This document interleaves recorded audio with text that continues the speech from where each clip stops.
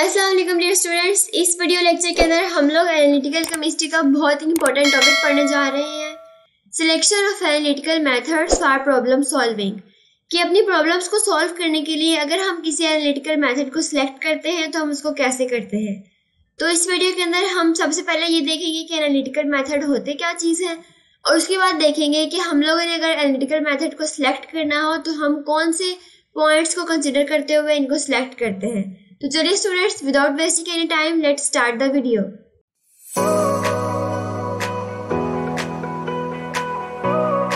तो स्टूडेंट्स, सबसे पहले देखते हैं what is an analytical method.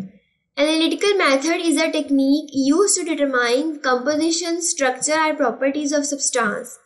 Analytical word analysis से निकला है, जिसका मतलब होता है टेस्ट करना, डिटरमाइन करना, किसी भी चीज़ की डिटर्मिनेशन करना। तो एनालिटिकल मेथड एक ऐसा मेथड है जिसके अंदर हम लोग किसी भी substance, for example sample compound जो हमारे पास है, उसकी कंपोजिशन, उसकी स्ट्रक्चर और उसकी प्रॉपर्टीज़ को डिटरमाइन करते हैं या एनालाइज करते हैं। It involves the use of specific procedures, instruments and principles to extract information from us. अब इसके अंदर हम क्या करेंगे कि जो हमारा सैंपल है, या तो हम उसके ऊपर कोई प्रोसीजर अप्लाई करेंगे या किसी इंस्ट्रूमेंट के जरिए से हम उसको टेस्ट करेंगे, या फिर उसके ऊपर हम किसी प्रिंसिपल को अप्लाई करेंगे। मकसद क्या होता है एनालिटिकल मेथड का? The aim of analytical method is to understand the nature of behaviour of sample. हमारा मेन मकसद ये होता है कि जो सैंपल हमारे पास है उसकी नेचर को हम लोगों ने आइडेंटिफाई करना होता है, हमने उसकी कंपोजिशन को आइडेंटिफाई करना होता है, उसके स्ट्रक्चर को, और सबसे इम्पोर्टेंट बात उसकी फिजिकल और केमिकल प्रॉपर्टीज़ को आइडेंटिफाई करने के लिए ही हम लोग उसकी एनालिसिस करते हैं। Analytical methods can be complex, time consuming and require specialised equipment and expertise. तो स्टूडेंट्स, एनालिटिकल मेथड्स जो हमारे पास होते हैं ये बहुत सिंपल भी हो सकते हैं, जैसे कि सिंपल मेथड्स हैं, जैसे हम लोग सैंपल का वेट मेजर करते हैं तो ये भी एनालिसिस है। और इससे मज़ीद कॉम्प्लेक्स की तरफ हम जाते हैं, जैसे कि टाइट्रेशन है, HPLC है, और हमारे पास क्रोमेटोग्राफिक टेक्निक्स थी। और उसके अलावा बहुत ही कॉम्प्लेक्स या एडवांस टेक्निक्स भी आ सकती हैं इसके अंदर। उन एडवांस टेक्निक्स को यूज़ करने के लिए हम लोग को एडवांस्ड इक्विपमेंट या इंस्ट्रूमेंट चाहिए होता है, और बहुत ही एडवांस्ड जो पर्सन है, जो साइंटिस्ट है, वो भी हमें चाहिए होता है। सो इन शॉर्ट, एनालिटिकल मेथड्स या एनालिटिकल टेक्निक्स ऐसी टेक्निक्स हैं या ऐसे मेथड्स हैं जिनको हम लोग किसी भी सब्सटेंस या जो सैंपल है हमारा, उसकी फिजिकल या केमिकल प्रॉपर्टीज़ को डिटरमाइन करने के लिए यूज़ करते हैं। और ये डिफरेंट तरह की टेक्निक्स हो सकती हैं, इनमें सिंपल टेक्निक्स भी हो सकती हैं और एडवांस टेक्निक्स भी हो सकती हैं। स्टूडेंट्स, अब हम कुछ एनालिटिकल केमिस्ट्री की इंपॉर्टेंट टर्म्स और डिफाइंस के बारे में देखते हैं। ये बहुत ही इंपॉर्टेंट है आपके एग्जाम के पॉइंट ऑफ व्यू से भी, और इनका कॉन्सेप्ट आपके पास लाजमी होना चाहिए। सबसे पहले है एनालाइट। एनालाइट क्या चीज़ है? The compound of interest in the sample. हमारे पास जो सैंपल है उसके अंदर जो हमारा कंपाउंड ऑफ इंटरेस्ट है उसको हम लोग एनालाइट कहते हैं। मतलब हमारे सैंपल में वो सब्सटेंस जिसका हमें एनालिसिस करना होता है वो एनालाइट कहलाता है। Matrix everything in the sample other than analyte. अब हमारे सैंपल के अंदर एनालाइट के अलावा जितनी भी चीज़ें हैं वो सब मैट्रिक्स कहलाएंगी। इसकी मैं आपको एक इजी सी एग्जांपल देती हूँ। फॉर एग्जांपल, आपके पास ब्लड सैंपल है और हमने अपने ब्लड के अंदर जो हीमोग्लोबिन है उसकी कंसंट्रेशन को या उसकी जो अमाउंट है उसको हमने आइडेंटिफाई करना है। तो जो हमारा ब्लड होगा ये सैंपल हो गया, और ब्लड के अंदर जो हीमोग्लोबिन है जो हमारा कंपोनेंट ऑफ इंटरेस्ट है या जिसका हमने एनालिसिस करना है वो हमारे पास एनालाइट होगा। और हीमोग्लोबिन के अलावा बाकी सारा का सारा जो ब्लड होगा उसमें हमारे वाइट ब्लड सेल्स आ जाते हैं, प्लेटलेट्स या बाकी फ्लूइड वगैरह, वो हमारी मैट्रिक्स होगी। तो समझ आ गई है आपको इस चीज़ की। नेक्स्ट है टेक्निक्स। अ केमिकल और physical principles we use to study an analyte is called techniques. अब जो टेक्निक्स है ये प्रिंसिपल के ऊपर कंसिस्ट करती है ऐसे रूल्स जो हम लोग अपने एनालाइट की स्टडी के लिए यूज़ करते हैं। Method application of techniques for a specific analyte in a specific matrix is called method. तो टेक्निक्स जो थी ये हमारे पास प्रिंसिपल्स थे, रूल्स थे, लेकिन जो मेथड है ये उन रूल्स को अप्लाई करने के प्रोसेस को हम लोग कहते हैं। नेक्स्ट आ जाता है procedure, a set of written directions that tell us how to apply a method to a particular sample. Procedures जो होता है ये हमारे पास रिटन डायरेक्शंस होती हैं जिनके ज़रिए से हमें पता चलता है कि हमने किस तरह से अपने मेथड को अप्लाई करना है सैंपल के ऊपर, और ये स्टेप बाय स्टेप डायरेक्शंस होती हैं। अब इन डायरेक्शंस के अंदर हमें सारी इन्फॉर्मेशन बताई जाती है। हमें ये भी बताया जाता है कि हमने अपने सैंपल को किस तरह से कलेक्ट करना है, उसमें आने वाले इंटरफेरेंस को हमने किस तरह से हैंडल करना है और उसके रिजल्ट्स को हम लोगों ने किस तरह से वैलिडेट करना है या इंटरप्रेट करना है। नेक्स्ट है protocol, strict procedure that an agency has specified. अब प्रोटोकॉल वो प्रोसीजर है जो किसी भी कंपनी या एजेंसी ने स्पेसिफिक किया होता है और ये बिल्कुल अनचेंजेबल होता है। हमें इसको एज इट इज ही परफॉर्म करना होता है। और अगर हम कंपनी के जो भी प्रोसीजर्स हैं या जो भी उसके पॉइंट्स हैं उसके अगेंस्ट जाएंगे तो हमारे रिजल्ट में खराबी आ जाएगी। सिग्नल क्या है? The part of data that contains information about the analyte. अब सिग्नल्स हमारा वो रिजल्ट है, वो डाटा है जो हमारे एनालाइट से हमें मिलती है इंफॉर्मेशन। और जो सिग्नल्स होते हैं ये हमारे एनालाइट की कंसंट्रेशन के ऊपर या एनालाइट की मास के ऊपर डिपेंड करेंगे। हमारा एनालाइट का मास या उसका वेट या कंसंट्रेशन जितनी ज़्यादा होगी उतनी ज़्यादा हमें सिग्नल्स मिलेंगे। तो स्टूडेंट्स, अब हम आ जाते हैं अपने मेन टॉपिक की तरफ कि हम लोगों ने किसी भी प्रॉब्लम को सॉल्व करने के लिए एनालिटिकल मेथड को किस तरह से सिलेक्ट करना होता है। तो एनालिटिकल मेथड की सिलेक्शन से पहले हमने दो चीज़ें करनी होती हैं। सबसे पहली बात कि हम अपनी प्रॉब्लम को क्लियरली डिफाइन करें। हमें पता होना चाहिए कि हमारी प्रॉब्लम क्या है। फिर स्टेप 2 के अंदर हम कुछ पॉइंट्स को कंसीडर करेंगे और इन पॉइंट्स को मद्देनजर रखते हुए हम लोग अपने एनालिटिकल मेथड की सिलेक्शन करेंगे। और ये फॉलोइंग पॉइंट्स है: accuracy, precision, sensitivity, selectivity, robustness, rigidness, scale of operation, analysis time, availability of equipment and cost. तो चलिए स्टूडेंट्स, अब इन पॉइंट्स को हम लोग थोड़ा डिटेल में पढ़ते हैं। एक्यूरेसी, किसी भी एनालिटिकल मेथड को सिलेक्ट करने के लिए हमें उसकी एक्यूरेसी का पता होना चाहिए। It refers to the closeness of a measured value to a standard और नाउन वैल्यू। स्टूडेंट्स, एक्यूरेसी क्या होती है? हमारी मेजर्ड वैल्यू की स्टैंडर्ड वैल्यू के साथ क्लोजनेस को हम लोग एक्यूरेसी कहते हैं। अब स्टैंडर्ड वैल्यू क्या होती है? स्टैंडर्ड वैल्यू एक ट्रू या नाउन वैल्यू होती है जो पहले से फिक्स कर दी गई होती है। फॉर एग्जाम्पल स्टूडेंट्स, जैसे हमारे पास डम्बल्स होते हैं या फिर जो हम लोग वेट के लिए पत्थर यूज़ करते हैं वो एक स्टैंडर्ड यूनिट्स होते हैं हमारे पास। हमें पता होता है कि ये 1 किलो का पत्थर है, ये एक ट्रू वैल्यू है और स्टैंडर्ड वैल्यू है। तो एक्यूरेसी जो है ये वो रिजल्ट है जो हमें बताता है कि जो हमने मेजर्ड वैल्यू की है ये कितनी क्लोज है उसकी स्टैंडर्ड वैल्यू से। So it is the degree of closeness. इसकी एग्जाम्पल भी हम देखेंगे, लेकिन पहले हम देख लेते हैं प्रिसीजन क्या होती है।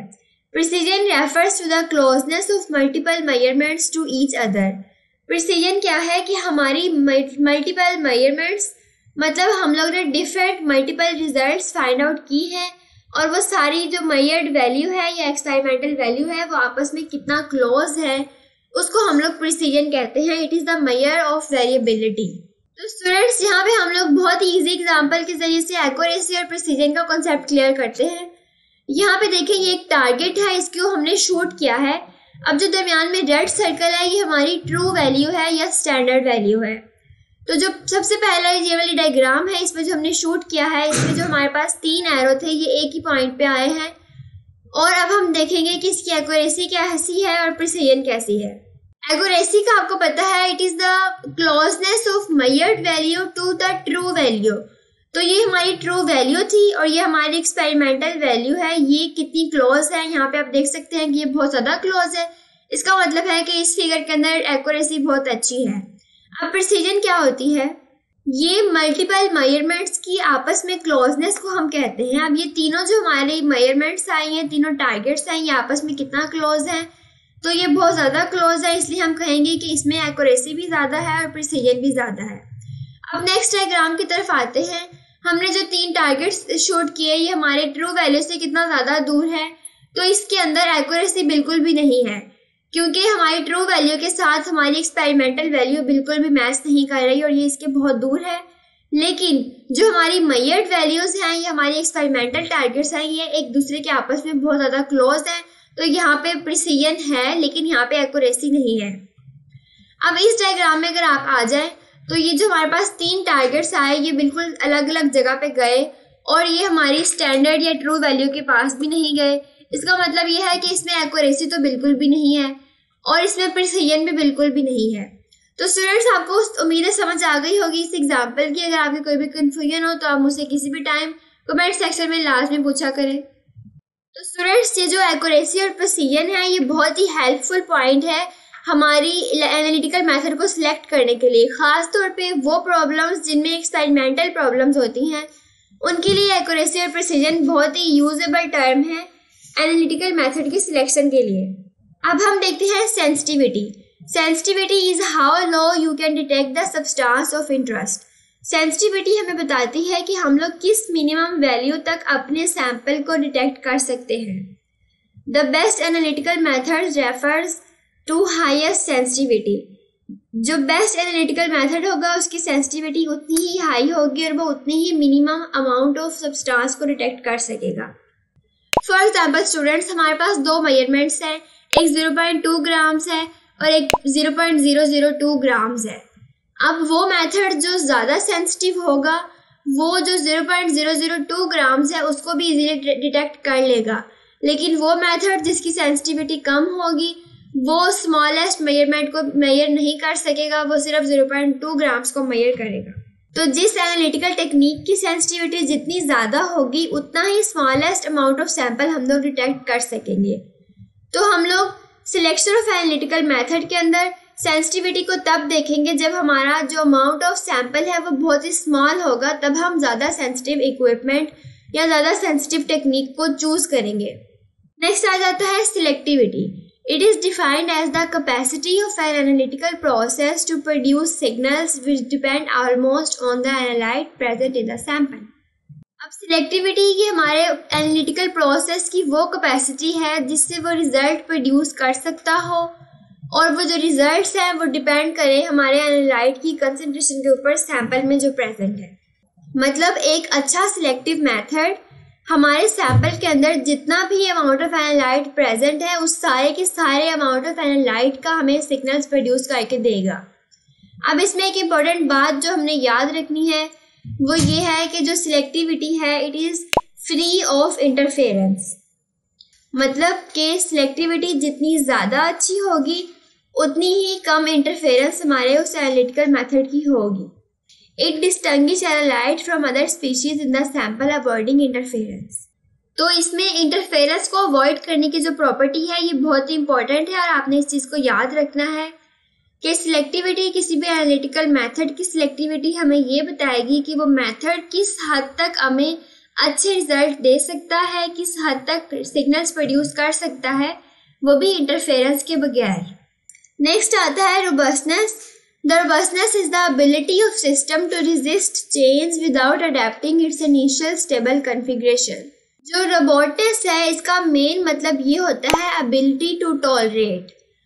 तो ये ऐसी क्वालिटी है हमारे सिस्टम की एनालिटिकल मेथड की जो उसमें आने वाली जो चेंजेस है या इंटरफेरेंस है उसको रेजिस्ट करता है। इसकी एक और डिफाइन भी है, ये भी आप कर सकते हैं। It is the ability of a method to remain unaffected when slight variations are applied. तो ये जो एनालिटिकल मेथड की रोबोटनेस है ये उसकी एबिलिटी है उस मेथड की कि वो अपने अंदर आने वाली चेंजेस से अफेक्ट ना हो। अब चेंजेस या वेरिएशंस या डिफरेंट तरह की इंटरफेरेंस हो सकती है। फॉर एग्जांपल हमारी मोबाइल फेस की कंपोजिशन में चेंज आ रही है, हमारे कॉलम का टेम्परेचर चेंज हो रहा है या प्रेशर, इसके अलावा एनवायरमेंटल फैक्टर्स आते हैं। तो इन फैक्टर्स को रेजिस्ट करने की जो एबिलिटी है किसी भी एनालिटिकल प्रोसेस की उसको हम लोग रोबोटनेस कहते हैं। तो किसी भी मेथड की जितनी ज़्यादा रोबोटनेस होगी उसमें उतनी ही एबिलिटी होगी कि वो अनइफेक्ट रहे उस मेथड की इन्वायरमेंट में आने वाली चेंजेस से। सो हम लोग एनालिटिकल मेथड चूज़ करते हुए ऐसा मेथड चूज़ करेंगे जिसकी रोबोटनेस जो है वो ज़्यादा हो, क्योंकि जितनी ज़्यादा रोबोटनेस होगी उतनी ही ज़्यादा वो अनइफेक्ट रहेगा चेंजेस से या वेरिएशन से। नेक्स्ट आती है रिजिडनेस। स्टूडेंट्स, रिजिडनेस और रोबोटनेस ये दोनों मिलती जुलती टर्म्स ही हैं, इनका मकसद एक ही है। तो जो रिजिडनेस है ये भी बेसिकली हमारे एनालिटिकल प्रोसेस की एनालिटिकल मेथड की वो एबिलिटी है जिसके ज़रिए से वो अनइफेक्ट रहता है एनवायरनमेंट में आने वाली चेंजेस से। इसके डिफाइन पढ़ते हैं। It is a measure of reproducibility of test results under variation in conditions other than laboratory. Reproducibility क्या चीज़ होती है स्टूडेंट्स? ये हमारी मेजरमेंट की कंसिस्टेंसी होती है और ये हमारे रिजल्ट को कंफर्म करती है। तो ये वो मेजर है, हमें बताता है कि जो हमारे रिजल्ट्स है वो कितना ट्रू है, वेरिएशंस के अंदर भी हत्ता कि हमारी जो लैब है उसके अंदर आने वाली चेंजेस के बगैर भी हमारा रिजल्ट कितना % ट्रू है वो बेसिकली रिजिडनेस है। Our rigid method is relatively hard or insensitive to change in experimental conditions. अब किसी भी एक्सपेरिमेंट को परफॉर्म करते हुए उसमें आने वाली जो एक्सपेरिमेंटल कंडीशंस या वेरिएशंस आती हैं, जैसे कि एसिडिटी, टेम्परेचर या रिएक्शन का टाइम चेंज हो जाता है, तो उन चेंजेस से रिजल्ट भी चेंज हो जाएगा। लेकिन जो रिजिडनेस है ये उन चेंजेस से आने वाले जो इफेक्ट है उसको कम करता है, उनको इनसेंसिटिव बना देता है और उसके बाद हमें एक रिप्रोड्यूसिबल टेस्ट रिजल्ट देता है, मतलब कि ऐसा रिजल्ट जो हमारा कंफर्म रिजल्ट हो और वो रिसर्च के जरिए हमने कंफर्म किया हो। तो रिजिडनेस और जो हमारे पास रोबोटनेस थी ये ऐसे मेजर्स हैं, ऐसे पॉइंट्स हैं जिनको हम लोग कहते हैं कि ये हमारे एनालिटिकल मेथड की वो प्रॉपर्टी है जो किसी भी बाहर वाली चेंज या इंटरफेरेंस की वजह से जो हमारे रिजल्ट पे इफेक्ट पड़ता है उस रिजल्ट के इफेक्ट को कम करता है। नेक्स्ट आ जाता है स्केल ऑफ ऑपरेशन। अब स्केल ऑफ ऑपरेशन एक और पॉइंट है जिसको हम लोग कंसीडर करते हैं जब हम लोगों ने अपने प्रॉब्लम को सॉल्व करने के लिए एनालिटिकल मेथड को सिलेक्ट करना हो, और इसकी 3 लिमिटेशंस हैं। The amount of sample available for the analysis, the concentration of analyte in the sample and the absolute amount of analyte needed to obtain a measurable signals. हम लोगों ने analytical condition के लिए अगर कोई स्केल ऑफ ऑपरेशन यूज करना है तो हम सबसे पहले देखेंगे कि हमारे पास जो कितना अमाउंट ऑफ सैंपल प्रेजेंट है, उस सैंपल में एनालाइट की कंसंट्रेशन कितनी ज़्यादा है, और उसके अलावा हमें मेजरेबल रिजल्ट्स के लिए कितना अमाउंट ऑफ एनालाइट के सिग्नल्स चाहिए। नेक्स्ट है डिटेक्शन लिमिट। डिटेक्शन लिमिट या limit of detection is the smallest amount of analyte that can be determined with confidence. ये एनालाइट का वो स्मॉलेस्ट अमाउंट है जिसको हम लोग डिटरमाइन कर सकते हैं कॉन्फिडेंस के साथ। सो डिटेक्शन लिमिट और जो सेंसिटिविटी है ये दोनों कंफ्यूजिंग टर्म्स हैं। सेंसिटिविटी जो होती है ये हमारे छोटे से छोटे अमाउंट ऑफ सैंपल जो होता है उसको भी डिटरमाइन करती है, और जो डिटेक्शन लिमिट होती है ये भी हमें यही बताती है कि हमारा जो अमाउंट ऑफ एनालाइट है उसकी स्मॉलेस्ट जो अमाउंट है उसको डिटरमाइन करके ये बताती है विद कॉन्फिडेंस, मतलब कि डिटेक्शन लिमिट के जो रिजल्ट्स होते हैं वो 99% ट्रू होते हैं। It is a statistical parameter, मतलब इसके जो रिजल्ट्स होते हैं ये हमें नंबर्स की फॉर्म में आते हैं। अब किसी भी इंस्ट्रूमेंट की लिमिट ऑफ डिटेक्शन जितनी ज़्यादा होगी वो उतने ही स्मॉलेस्ट अमाउंट ऑफ सैंपल को एनालाइज कर सकता है। नेक्स्ट है एनालिसिस टाइम। स्टूडेंट्स, जो एनालिसिस टाइम होता है ये मोस्टली सिमिलर ही होता है मेथड टू मेथड। लास्ट पे आता है availability of equipment and cost. Equipment must be available. Analysis method are selected on the basis of cost per sample. तो स्टूडेंट्स, किसी भी एनालिटिकल प्रोसेस को सिलेक्ट करने के लिए हमें ये जानना ज़रूरी है कि हम इसके लिए जो सा इक्विपमेंट चूज़ कर रहे हैं क्या वो हमारे पास अवेलेबल है, क्या वो हमारी कॉस्ट के ऊपर डिपेंड करता है। The cost of analysis is determined by many factors including cost, necessary equipment and reagents, the cost of hiring analyst and the number of samples that can be processed per hour। अब cost जो है ये भी बहुत important factor है। Analytical method को choose करते हुए हमें ध्यान भी रखना पड़ता है कि इसके अंदर जो रिएजेंट्स यूज़ होने हैं उनकी कितनी कॉस्ट है, और अगर हम लोग कोई एनालिस्ट हायर कर रहे हैं तो उसको हमने कितने पैसे देने हैं, फिर हमारे नंबर ऑफ सैम्पल्स कितने हैं यूज़ होने हैं। तो जो कॉस्ट और अवेलेबिलिटी ऑफ इक्विपमेंट है ये भी बहुत इंपॉर्टेंट पॉइंट है जिसको हमें कंसीडर करना चाहिए किसी भी एनालिटिकल मेथड को सिलेक्ट करते हुए। लास्ट पे आता है मेकिंग द फाइनल चॉइस। इससे पहले हमने जितना टॉपिक पढ़ा है उसको रिवाइज कर लेते हैं। तो इस वीडियो के अंदर हमारा टॉपिक था selection of analytical method while solving a problem, और उससे पहले हमने पढ़ा था कि एनालिटिकल मेथड क्या होता है। एनालिटिकल मेथड किसी भी सब्सटेंस की फिजिकल या केमिकल प्रॉपर्टीज़ को डिटरमाइन करने के लिए हम लोग यूज़ करते हैं। अब उसके बाद क्या हमारे मेथड के अंदर कोई फिजिकल या केमिकल इंटरफेरेंस आ जाती है, और उस इंटरफेरेंस की वजह से हमारे जो एनालिसिस है उसमें अनसर्टेनिटी आ जाती है या प्रॉब्लम्स क्रिएट हो जाते हैं। अब उन प्रॉब्लम्स को सॉल्व करने के लिए हम लोग कौन से पॉइंट्स को कंसीडर करते हैं एनालिटिकल मेथड के सिलेक्शन के लिए, हमने उन डिफरेंट पॉइंट्स को पढ़ा था। अब हम फाइनल डिसीजन लेंगे, मेकिंग द फाइनल चॉइस, कि हम लोगों ने अब फाइनलाइज करना है कि हम कौन सा एनालिटिकल मेथड यूज़ कर रहे हैं। स्टूडेंट्स, एनालिटिकल मेथड डिफरेंट तरह के हो सकते हैं। For example chromatography, spectroscopy, microscopy, titration, electrochemical analysis.